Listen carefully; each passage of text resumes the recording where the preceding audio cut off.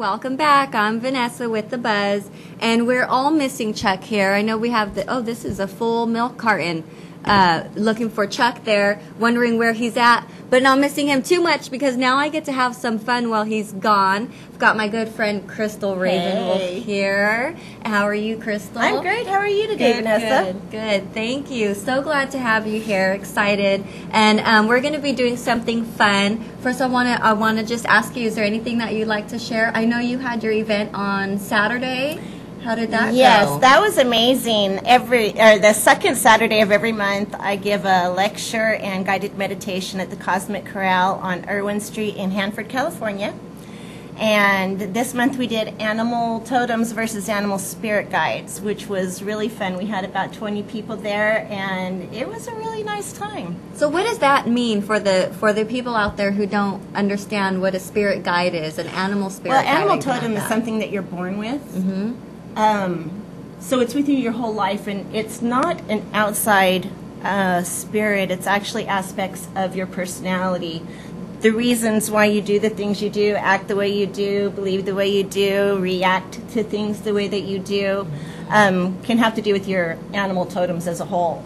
To our animal spirit guides, they come and go throughout your life, and they can help you get through lessons that you might be going through as you walk through your daily life, and they can help you to get through those dark times and grow as a person. Mm-hmm. And for me, I like animals more than I do people. So working with the animal spirits is a very sacred thing for me. Oh, nice. Yeah. I love this stuff. So excited to get to be here with you, Crystal. Thank you. Now, sometimes we talk about our animalistic instincts, yes. Right? It has to do a lot with that. It really goes together. It really does, and it can teach you parts of yourself. And I mean, on our earth walk, the more we know about ourselves, the more balanced our life is and the happier we are. So it really does help. I love it. So we're gonna do a special treat here. Yes. Why don't you let everybody know what is it that you're going to be doing? I'm going to do a tarot reading, and if you are interested or don't know anything about tarot, you can, all the information's on my website, www.com, or www.crystalravenwolf.com, and it gives you an idea of all the different readings that I do. This one's a tarot reading. The tarot cards are my favorite. Okay. These are my favorite form of divination. And I've done them for over 30 years.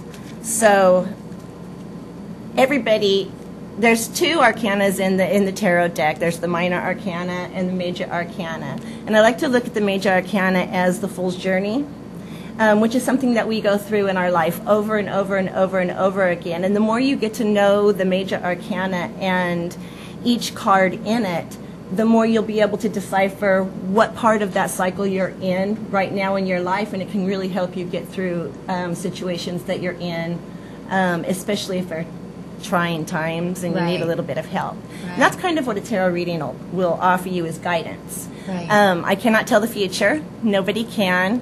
The future is subjective, and it can be changed with a choice. And sometimes the choice isn't even yours. Somebody else will make a choice, and it changes your future. Wow. Right? Wow. So, but what I can do is I can help you to maybe make better choices for yourself on the path that you're on right now, leading to a probable future. Right. That makes sense. Nice. So I'm just kind of shuffling my cards a little bit right now. I've read these cards for over 25 years, so they're really easy to shuffle. The same ones? The same ones. I keep trying to read other decks, but I keep going back to my old faithfuls.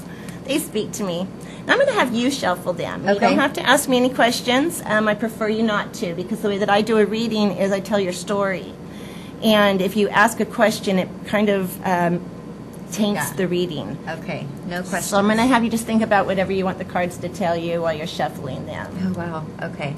And I'm at what we call an intuitive reader. So I'm going to be connecting with you on an energetic level. Love it. Also, and I can let you know that there is an older woman with you right now. She came in the minute I brought the tarot cards out, and she's just kind of watching. Just kind of waiting right now. Okay. Probably just making sure that, everything's okay. Even spirits kind of get a little iffy sometimes when I pull my cards out. What's going on here? So I have to put my granny glasses on. I can't see my cards.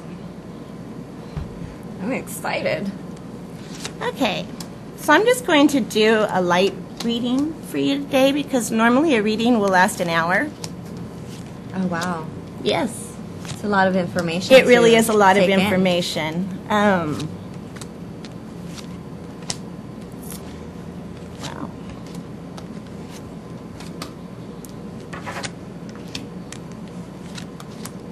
Okay. I'm doing a basic Celtic cross read spread, which is what we call the cards when we lay them down. But I do use push cards. I use 3 push cards and then an overall push card. Now, is there anything that you don't want to talk about while I get started here? Okay. Then let's start with your first card. Your first card is your 7 of staves. And what it's crossed with is the Fool. Okay?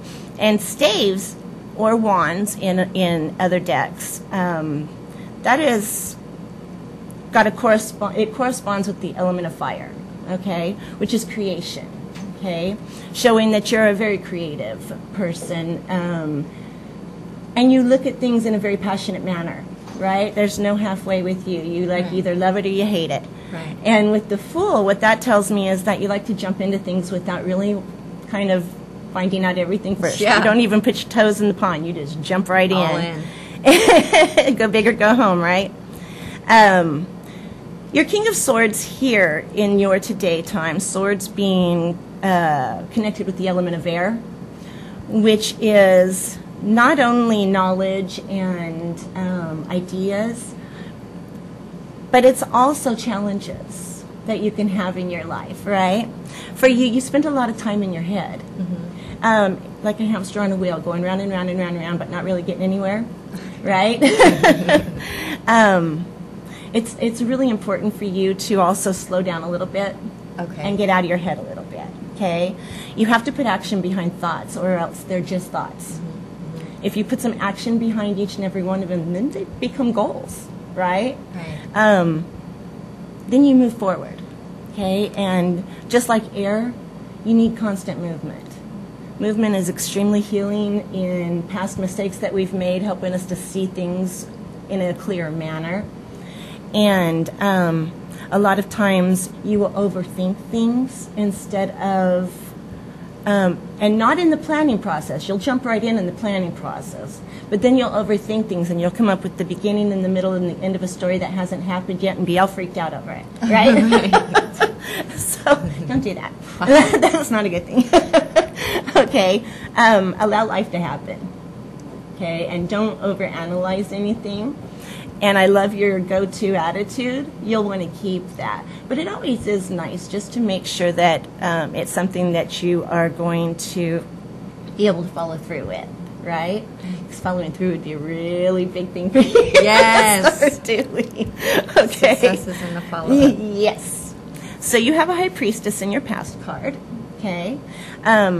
And what the High Priestess tells us is sometimes we have to have non-action also in our life, right? We have to slow down, go on the inside, and not necessarily think about things, but we need to go inside and listen to the silence so that we can actually feel our feelings and know why we have them, right? You have the capacity of loving very deeply. Right? Yes. Which means you also have the capacity of getting hurt very easily. Yes. And you get your feelings hurt really easily. I do. It's always important to remember that just because somebody says something doesn't make it true. Right. I will remember that. Yes. And it's also important to remember that we don't have to pick up other people's stuff. Right? That old saying, not my circus, not my monkey, not my problem, is a really big one for you to learn, okay? Because you cannot fix other people. You cannot carry their load for them, and you don't need to pick up their issue and make it yours. Oh, wow. Right? So, and that's a really big thing with you because you have your King of Cups here. And your King of Cups, along with your Hermit, says that you've been around the block before, right? Right. But you've learned a lot. Learned a lot of lessons along Yes, the way. indeed. Yes, indeed. Hard ones. And because I see the, excuse me, I see the finger going around in circles over there, I'll make your outcome is pretty simple, okay? The outcome for you, especially with your push cards, is don't validate yourself outside of yourself. Validate yourself inside yourself, okay? Just because somebody says that you're smart doesn't mean you're smart. Just because they say you're not smart doesn't mean you're not smart. And if you validate yourself on the inside and not on the outside, then it's very easily, you don't have to own whatever somebody says to you. Right. You'll be a lot happier in your life. Wow. That makes a lot of sense. I love it. We will be right back with some awesome music.